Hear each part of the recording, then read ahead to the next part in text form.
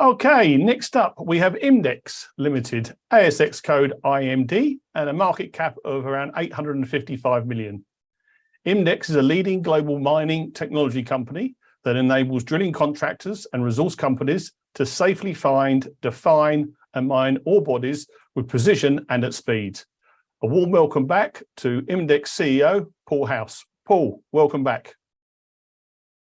Thanks very much, Paul, and a pleasure to be here once again. I appreciate the time. With that introduction, I might roll forward, if it's okay, through to slide 5. And I'm sharing with you on that slide just a quick insight as to what some of our new technology is able to do. And increasingly, as we gather data around ore bodies and around drilling programs, the key thing that IMDEX is trying to do is to present that data back to key decision makers anywhere they happen to be in the world. And our cloud-based 3D visualization program, Mind Portal, an image of which is on slide 5 in front of you, is a key example of what we can do. If I could ask you to roll forward to slide 6, please. Every product that IMDEX builds focuses on solving 3 key challenges within the mining industry. The first is we want to provide high quality data. Everyone would like data, and most mining companies are inundated with data. However, it's often of questionable quality. And so a key tenet of everything we build is that the data that it originates needs to be of high quality to enable high quality decision making. Secondly, we look for representativity. That means getting a greater quantity of data so that you can make a more informed decision about the total ore body rather than just a sample. And we use that using a lot of our AI and machine learning products. And thirdly, it's about doing so in real time. And so the ability to give data and insights around that data back to a decision maker, whether that's a driller or a geologist or someone else in the resource company, to make a faster decision, that's the objective of our portfolio of offerings. I ask you to roll forward to the Q1 result, please. One more slide. So we held our AGM last week and we shared the results for Q1 FY24. And we're very pleased that with the backdrop of both the rather skittish global macro that Sam referred to earlier, and some high cost environments and uncertainty within the mining sector specifically, where we've seen exploration drilling contract over the same period, we're very pleased to be able to report strong growth numbers. And those growth numbers for us, 2% growth on PCP, a 19% growth if you include our recent investment in Devico, and in terms of quarter on quarter, a 10% growth, which is very positive for us, recognizing that H2 FY23 saw us lift off the bottom of what had been a fairly uncertain period of time. And we're looking forward now to the ability to continue to grow our business as the mining industry fundamentals come back into play. If you could roll forward, please. IMDEX is spread all around the world. We have operations in all of the major mining regions that are important to us. Notably, we don't have significant operations in China and India, nor do we operate in Russia, as you would expect.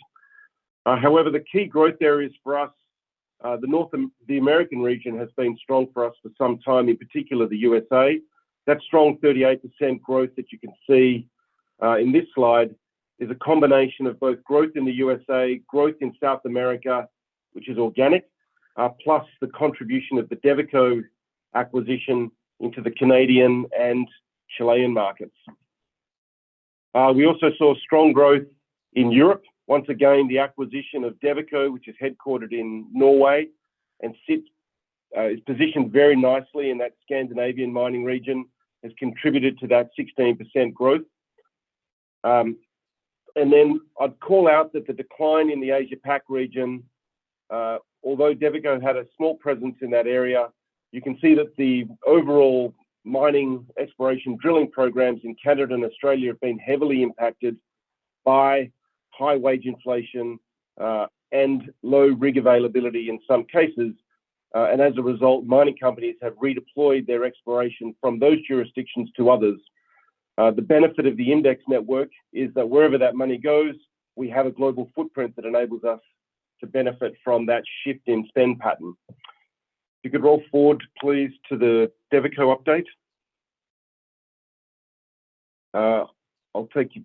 Our customers have been very strong, although there has been short-term or near-term uncertainty. The underlying fundamentals for the industry, whether you're a drilling company or a resource company, remain exceedingly strong. Roll forward 2 slides, please.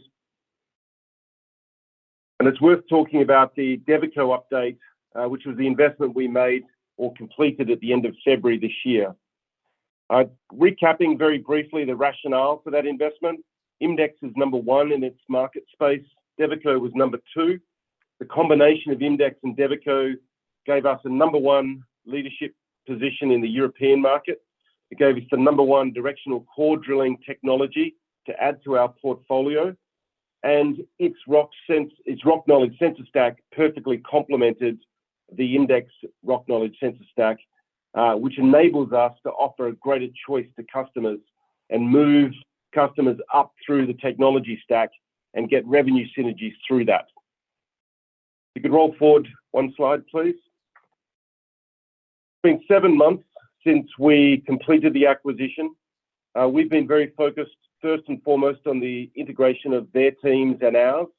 There is a strong cultural alignment between the Devico teams and the IMDEX teams, which has made that integration effort easier than we could have hoped for. Pleasingly, the cultural attitudes around safety correlate very heavily to our own, and as a result, to be able to bring a large group of people through such a change with no safety incidents is a significant achievement. And we're very pleased with the progress we've made on products, operations, and systems more broadly. Could roll forward to slide 14, please. In the 7 months since acquisition, despite some of that market uncertainty, particularly in regions like Canada, where Devico had an exposure, we have continued to grow the Devico business. And you can see an increase in a not quite a like-for-like comparison, but just as an indicator that the Devico business continues to perform strongly. And in addition to that, the synergies that we are getting by putting the Devico products through the IMDEX network, we expect that that is running ahead of schedule, and we expect that to continue to grow in the years ahead of us. Moving to slide 15. Oh, sorry, 1 more, please. Looking ahead, we're keeping a very tight rein on our areas of focus. People first, always. We have a number of new products coming out within our core business or upgrades that we will look to introduce to our customers. And then the new growth units around our digital, our Devico integration and our IMT portfolio are going to dominate the way we look at FY24. And then maybe to the last slide, and then I'll hand back to you, Paul. Just a quick, 1 more to 18. Just a quick recap around why IMDEX is well positioned, and even despite some of that industry uncertainty, IMDEX sees that as an opportunity by virtue of its business model and the technologies that it brings to market to step directly in to the demand for higher productivity that is so needed today in a rising cost environment. And as such, IMDEX is well positioned to continue to grow. Paul, I'll hand it over to you for any questions. Yeah, I've got a few questions, Paul. Thanks for that.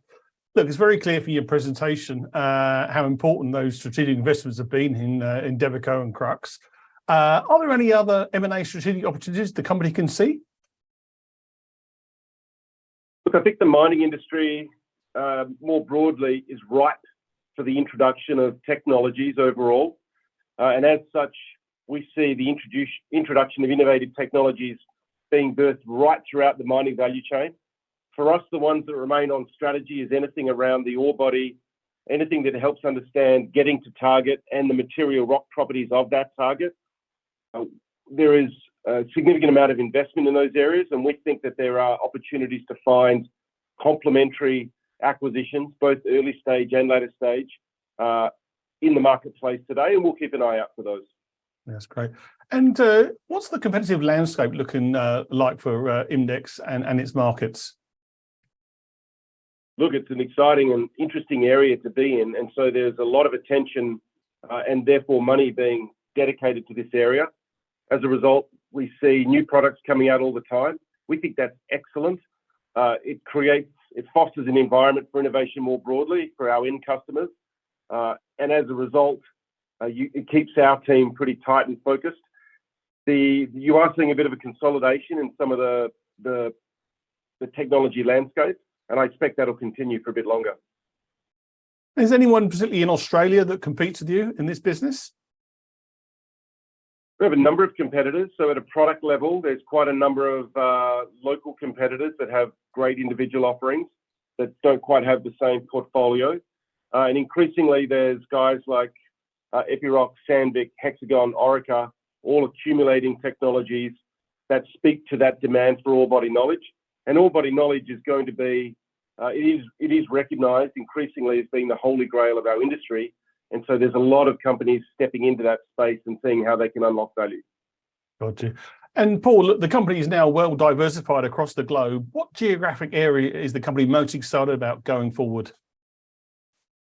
Well, look, I think the Americas still holds a lot of a potential upside for us.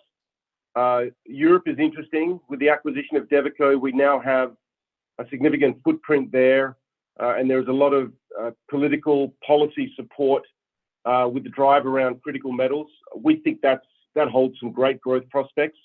The Americas more broadly, both through things in North America like the Inflation Reduction Act and opportunities in South America where we're seeing increased monies being allocated to exploration. Plus there's an opportunity to create the market, not just grow the market, but create demand for innovative technologies that exist in South America to a greater degree than other areas. So those would be the three hotspots that we would see, Paul. Paul House, many thanks for your time today. Really fascinating story and one we'll keep a close eye on going forward. Thanks very much. Delighted to have been here.